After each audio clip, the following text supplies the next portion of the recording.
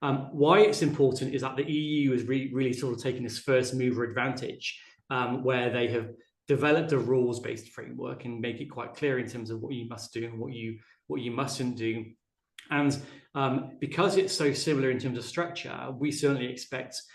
schools across the world, sorry, not schools, jurisdictions across the world, to sort of follow the ripple effect that the GDPR what happened with the GDPR when that was launched. So lots of countries are likely to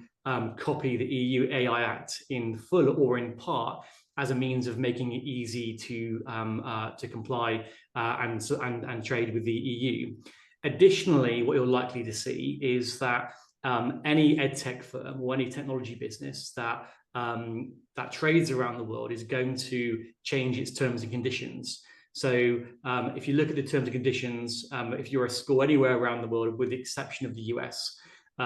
the privacy regulations within that contract refer to the GDPR, and there are obligations that the school, so that the edtech provider must comply with, but also the edtech provider is discharging its obligations to you as a school through privacy law,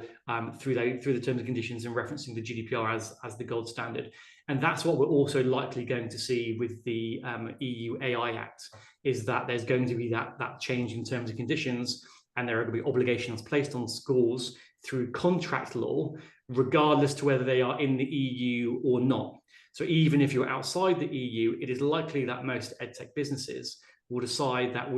from a contractual perspective, they are placing obligations on their schools to comply with the EU AI Act, because they have chosen that as the gold standard in their terms and are requiring everyone around the world to comply with that.